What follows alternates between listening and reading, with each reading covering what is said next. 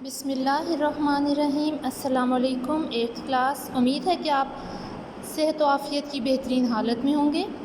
آج ہم نے باب صوم کا سبق نمبر 1 خلق عظیم پڑھنا ہے۔ اس کی مین ہیڈنگ ہے سیرت طیبہ، یعنی نبی صلی اللہ علیہ وسلم کی شخصیت، ان کی زندگی کے معمولات، ان کی عادات وغیرہ کے بارے میں ہم اس چیپٹر میں پڑھیں گے۔ ہمارے پیارے نبی حضرت محمد صلی اللہ علیہ وسلم اللہ تعالیٰ کے برگزیدہ بندے، نبی اور رسول ہیں۔ برگزیدہ سے مراد بے حد نیک، ٹھیک ہے۔ آپ صلی اللہ علیہ وسلم کی زندگی ایک کامل انسان کی زندگی ہے۔ کامل سے مراد مکمل انسان، جو ہمارے لیے زندگی گزارنے کا بہترین نمونہ ہے۔ اللہ تعالیٰ نے قرآن پاک میں فرمایا ہے، لقد، البتہ تحقیق، کانا ہے، لکم، تم سب کے لیے، فی میں، رسول اللہ، اسوۃ، نمونہ، حسنۃ، بہترین، الاحزاب 21، یعنی سورۃ الاحزاب کی آیت نمبر 21 کا ترجمہ یہاں پر کیا گیا، تمہارے لیے رسول اللہ کی زندگی میں بہترین نمونہ ہے۔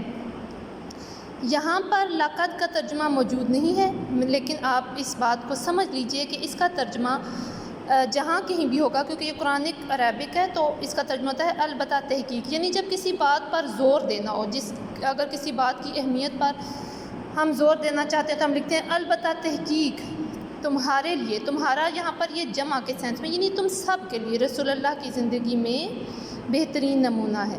یعنی دنیا میں اگر تم کامیاب زندگی گزارنا چاہتے ہو، جس سے تمہاری دنیا بھی آباد رہے اور آخرت کی کامیابی کی ضمانت بھی ملے، تو اپنے پیارے نبی صلی اللہ علیہ وسلم کے نقش قدم پر چلنے اور ان کے اسوہ حسنہ کو اپنانے کی کوشش کرو۔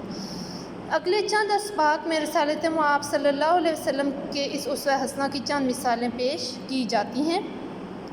نمبر 1 پر خلق عظیم، یعنی بیہیویئر جس کو آپ کہتے ہیں۔ دعوت دینے کے لیے ضروری ہے، دینے والے کے لیے ضروری ہے کہ وہ بلند اخلاق اور رحیم و شفیق ہو۔ اس لیے اللہ تعالیٰ نے اپنے پیارے نبی حضرت محمد صلی اللہ علیہ وسلم کو نہایت رحیم و شفیق بنایا۔ رحیم، رحم کرنے والا، شفیق، شفقت کرنے والا، اور اس بات کی گواہی دی کہ آپ صلی اللہ علیہ وسلم اخلاق کے اعلیٰ درجہ پر فائز ہیں، یعنی کہ نبی صلی اللہ علیہ وسلم کا جو اخلاق تھا، یعنی جو ان کا بیہیویئر تھا، وہ بہت بہترین، بہت عمدہ بیہیویئر تھا۔ اخلاقی لحاظ سے کوئی ایسی خوبی نہ تھی جو آپ صلی اللہ علیہ وسلم میں موجود نہ ہو۔ اخلاق کسے کہتے ہیں؟ آپ کا دوسروں سے بات چیت کرنے کا جو انداز ہے وہ بھی اخلاق میں آ جاتا ہے۔ دوسروں کے ساتھ مختلف معاملات میں آپ کیسا برتاؤ یا رویہ اپناتے ہیں وہ بھی آ جاتا ہے۔ امانت داری کا لحاظ رکھنا بھی آ جاتا ہے۔ غلاموں کے ساتھ آپ کیسا سلوک کرنا چاہیے وہ بھی اس میں آ جاتا ہے۔ گھر والوں کے ساتھ کیسا حسن سلوک اختیار کرنا چاہیے وہ بھی اس میں آ جاتا ہے۔ یعنی یہ تمام چیزیں اخلاق میں آتی ہیں۔ تو اللہ تعالیٰ نے سورۃ الانبیاء کی آیت نمبر 107 میں ارشاد فرمایا ہے، وَمَا أَرْسَلْنَاكَ إِلَّا رَحْمَةً لِلْعَالَمِينَ، اور اے پیغمبر، ہم نے آپ کو، یعنی آپ کے اوپر سواد بھی ڈال دیں، آپ صلی اللہ علیہ وسلم کو تمام جہانوں کے لیے رحمت بنا کر بھیجا ہے۔ اگر آپ اس کا لفظی ترجمہ دیکھیں تو وہ ہوگا وا، اور، ما نہیں، ارسلناکا، بھیجا ہم نے تجھے، الا مگر، رحمتاً، رحمت، للعالمین، دونوں جہانوں کے لیے یا سب جہانوں کے لیے۔ یعنی ایک ایمفیسائز کرتے ہیں نا جب ہم کسی بات پر کہ نہیں بھیجا ہم نے، یعنی ہمارا آپ کو بھیجنے کا اور کوئی مقصد نہیں تھا، مگر کیا؟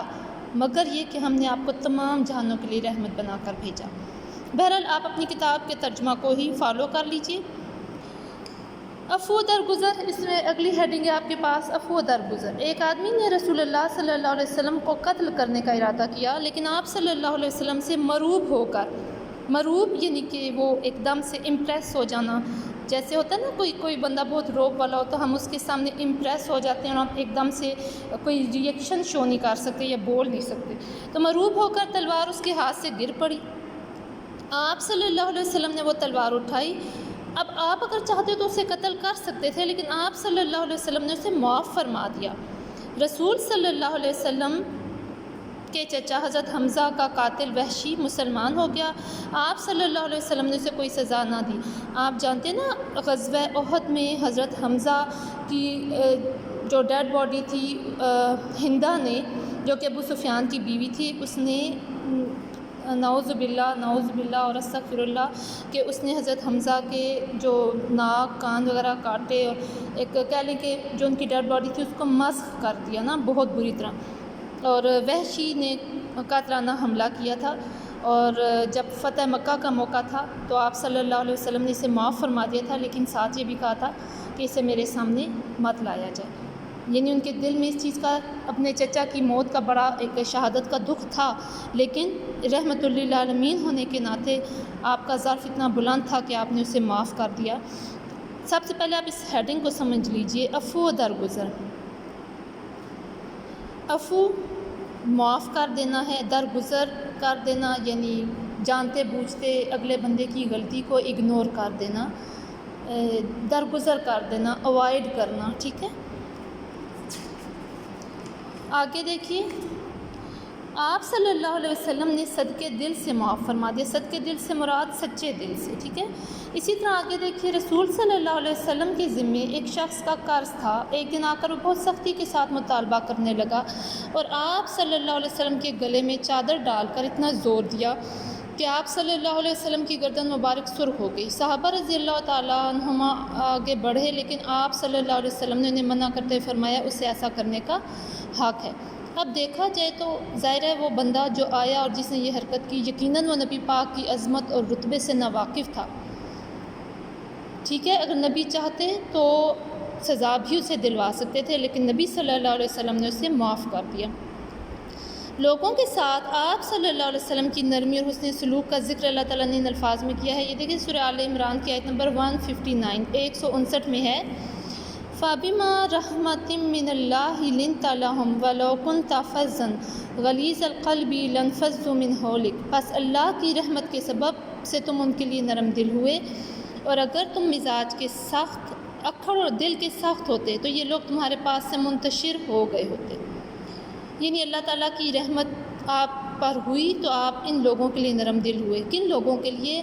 وہ لوگ جنہوں نے نبی پاک کو اذیتیں دی، وہ لوگ جنہوں نے نبی پاک کے جانثاروں کو اذیتیں دیں، انہیں مکہ سے ہجرت کرنے پر مجبور کیا، آپ پر اور آپ کے اہل خانہ پر اور آپ کے رفقا پر ظلم و ستم ڈھائے، لیکن اللہ نے نبی پاک کے دل میں رحمت ڈال دی اور نبی پاک نے ان سب کو معاف کر دیا۔ اگر آپ معاف نہ کرتے اس کے رزلٹ کیا نکلتا؟ اللہ تعالیٰ نے آیت کے اگلے حصے میں یہ بات بھی سمجھا دی کہ اگر تم مزاج کے اکڑ، یعنی کہ اکڑ مزاج ہونا، برے مزاج کا ہونا، اور دل کے سخت ہوتے تو یہ لوگ تمہارے پاس سے منتشر ہو گئے ہوتے۔ یعنی نبی پاک کے جو نرم رویہ تھا، جو حسن سلوک تھا، اس کا اثر یہ ہوا کہ وہ تمام اہل عرب، ایک وقت آیا کہ وہ اسلام کے دائرہ کار میں داخل ہو گئے، اسلام عرب کے دور دور کے علاقوں میں پھیل گیا، اور اس کی وجہ یہ تھی کہ آپ صلی اللہ علیہ وسلم ان کے لیے نرم دل اور مہربان تھے۔ اگر نبی پاک سخت مزاج ہوتے تو یہ لوگ ان کے پاس نہ آتے، منتشر ہو جاتے، یعنی یہ اپنے کفر پر قائم رہتے اور نبی پاک کی تعلیمات سے متاثر کبھی نہ ہوتے۔ رسول صلی اللہ علیہ وسلم کسی سے بدلہ نہیں لیتے تھے۔ فتح مکہ کے موقع پر سب دشمن یہ سمجھ رہے تھے کہ آج ان کی خیر نہیں، ظاہر ہے وہ جانتے تھے کہ بھی ہم کیا کر بیٹھے ہیں ماضی میں، اور آج تو ان کا دن ہے تو یہ تو ہمیں نہیں چھوڑیں گے، لیکن ہوا اس کے برعکس۔ کیا ہوا؟ رسول اللہ نے اعلان فرمایا کہ جو اپنے گھر کا دروازہ بند کر لے یا ابو سفیان کے گھر یا بیت اللہ میں پناہ لے لے وہ امن میں ہوگا۔ فتح کے بعد آپ صلی اللہ علیہ وسلم نے اعلان فرمایا، جاؤ تم سب آزاد ہو۔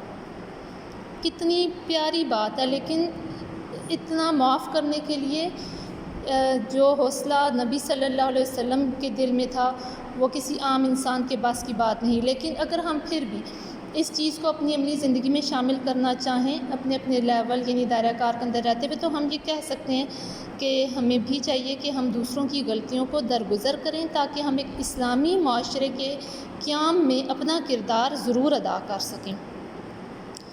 چلیں جی، نیکسٹ ہیڈنگ ہے جانوروں پر شفقت۔ آپ کو پتہ نا نبی صلی اللہ علیہ وسلم کی جو زندگی ہے وہ یعنی وہ ہر مخلوق کے لیے مہربان تھے۔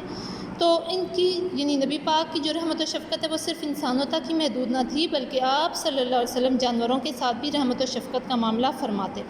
چنانچہ ایک صحابی نے جب کسی پرندے کے بچوں کو اٹھایا اور وہ پرندہ شور مچانے لگا تو رسول اللہ نے پوچھا کہ کس نے اس پرندے کے بچوں کو اٹھا کر بے قرار کیا ہے؟ اس پر اس صحابی نے بچے لا کر ادھر رکھ دیے، جس کے بعد اس پرندے کو قرار آیا، یعنی کہ سکون آیا۔ ایک دفعہ ایک اونٹ والے کو اس کے اونٹ کے بارے میں نرمی کرنے، کافی خوراک دینے اور طاقت کے مطابق بار لادنے کا حکم دیا۔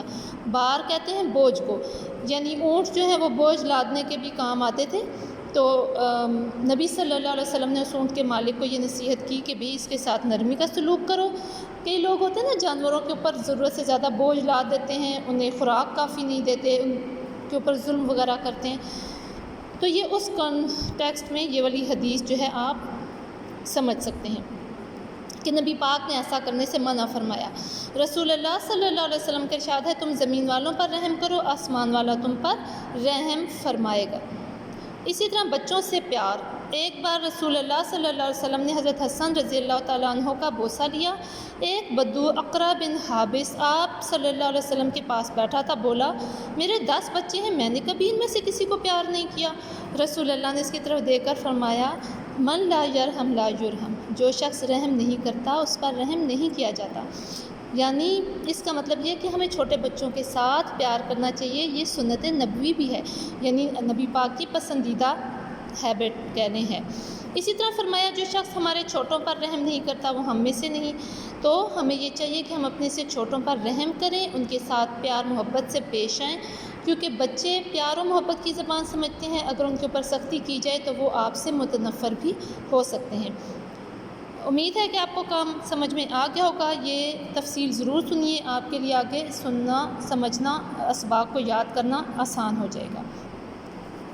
سورہ احزاب کی 21ویں آیت ماں ترجمہ لکھیے۔ یہ آپ کو کوسچن بھیج دیا گیا ہے، یہ والا بھی بھیج دیا گیا ہے، یہ والا بھی بھیج دیا گیا ہے، ٹھیک ہے۔ اور تم زمین والوں پر رحم کرو، آسمان والا تم پر رحم کرے گا۔ اسی طرح فتح مکہ کے موقع پر آپ صلی اللہ علیہ وسلم نے اعلان فرمایا، جاؤ تم سب آزاد ہو۔ رسول اللہ صلی اللہ علیہ وسلم نے اپنے چچا حضرت حمزہ کے قاتل وحشی کو بھی معاف فرما دیا۔ جو شخص ہمارے چھوٹوں پر رحم نہیں کرتا وہ ہم میں سے نہیں، جو شخص رحم نہیں کرتا اس پر رحم نہیں کیا جاتا۔ اللہ حافظ کلاس۔